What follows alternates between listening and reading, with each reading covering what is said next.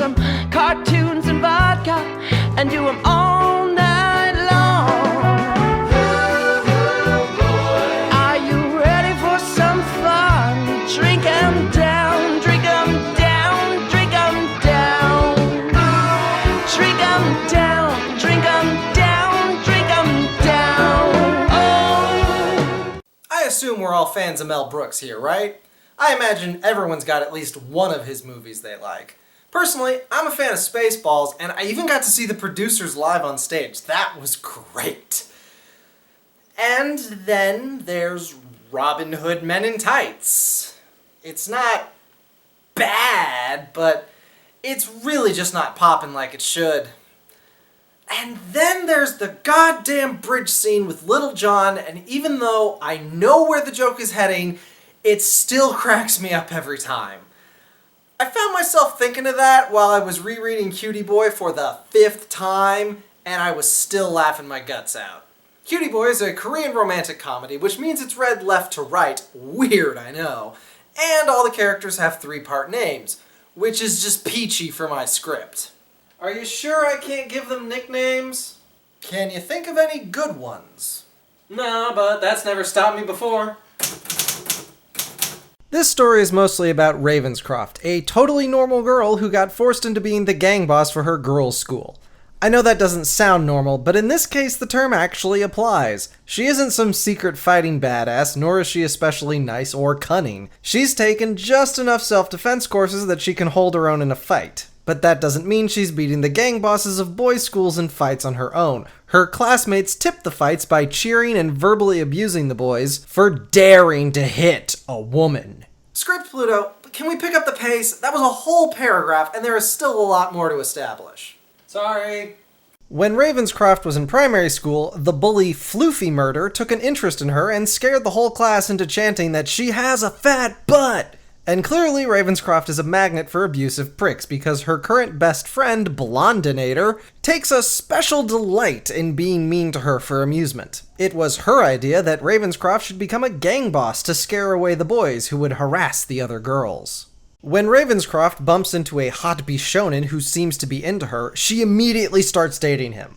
But skipping ahead, turns out Flower Boy is actually Floofy Murder, all grown up, and he's still a big violent bully. But now he runs his high school's gang and beats up gangsters to de-stress. And the revelation that her boyfriend is actually a big violent jerk she was bullied by brings Ravencroft's world crashing down. That's kinda the basic setup, but this plot is actually really hard to summarize because there is a cookbook's worth of misunderstandings, misreadings, and lies going on.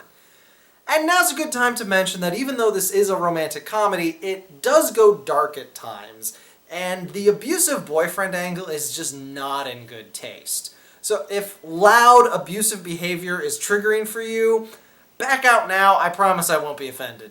And part of the reason it's hard to summarize is because it's going for a broad, non-reality farce most of the time. People will say stupid shit, misunderstandings and lies will pile on top of each other only to come crashing down spectacularly. And when it isn't a farce, it's still firmly rooted in soap operatics. The casual, warring high school gang scenario is a favorite of such things, and Cutie Boy is no exception.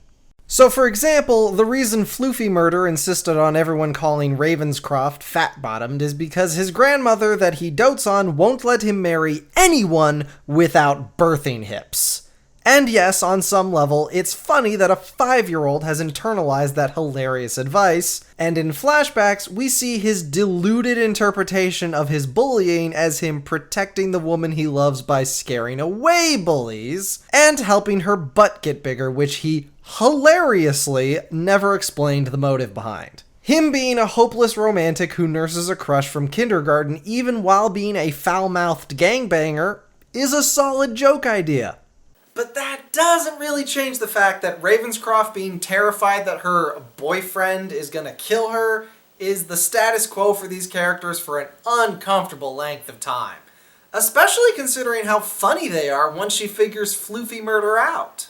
Eventually, Ravenscroft keys into how much Floofy Murder is bluffing when it comes to her and how he pretzels himself into doting on her while maintaining his gangster image. Her adoring in-love reaction to his gruffness that she can now properly read is a hilarious contrast, and they make for a devoted couple.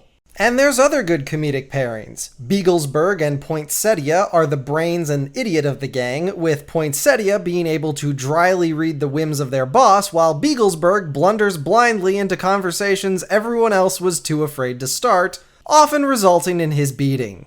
Ravenscroft's parents are on year 20 of their honeymoon and never wanted a kid, but the lawsuit of the condom company was extremely lucrative. They have almost no time for their daughter, who they seem to resent. I can honestly say that's a joke I haven't seen before. Also, Floofy Murder's parents are rich but surprisingly normal until it becomes painfully clear that they are completely incapable of accurately judging their son and think he's a weak flower that needs protecting. My favorite joke is when Blondinator decides that she's gonna steal Ravensoft's man, but all her schemes hilariously backfire, culminating in her going, "Hey, Floofy Murder, you should teach me some self-defense moves." And that looks really compromising when Ravenscroft comes back into the room, but she correctly assumes they're just doing self-defense training. I mean, after all, Floofy Murder would never cheat on her. He's way too obsessed with her to cheat. Now, the story around Blondinator starts to overwhelm the proceedings and is where most of the soap operatics comes from.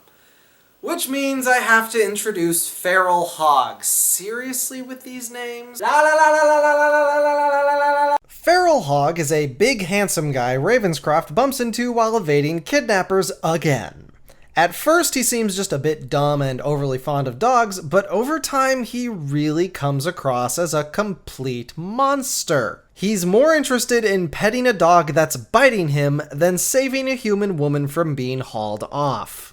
Oh, and he totally could save her because he's also a big tough leader of a high school gang, even though his reaction to being dumped by Ravenscroft is to bawl like a baby in the street so his gang gets mad at her. Anyway, I'm bringing him up because Feral Hog is in love with Blondinator and has been since childhood, but she dumped him and gave him her dog to look after, which he promptly murdered. And that's when it stops being fun. Even if I hand wave away all the abusive partner stuff, I am not, I repeat, not giving a pass to Feral Hog's killing a dog out of spite. So, I can't really judge this one as a comedy properly, because even though it's really funny, it ultimately goes way too dark. But it's still doing some interesting things as an over-the-top drama. The backstory on Blondinator is intentionally vague, but she does come from a rich family and isn't well liked for reasons. So she's got major trust issues, which is why Feral Hogs was eventually okay with her dumping him, so long as she didn't actually fall in love with anybody else. Which is why he eventually takes Ravenscroft hostage, because Blondinator honestly and truly loves her friend. And you know what? That's a solid plot twist. It leaves you thinking about relationships and is unexpected. It's such a good idea that Disney used it twice. I am really unsure how to feel about this one. Cutie Boy was an old favorite of mine, but this revisit revealed a lot more flaws than I was remembering. I just can't really see myself recommending it unless you're a big fan of high school shoujo drama. And if you are, holy shit does Hwang Mi-ri have you covered. Acres of the stuff. I have no idea how they manage this kind of output. Cutie Boy is probably one of their more approachable works, so if you try this one and like it, happy spelunking. Till next time, I'm Pluto Burns, and this has been Eagle Land.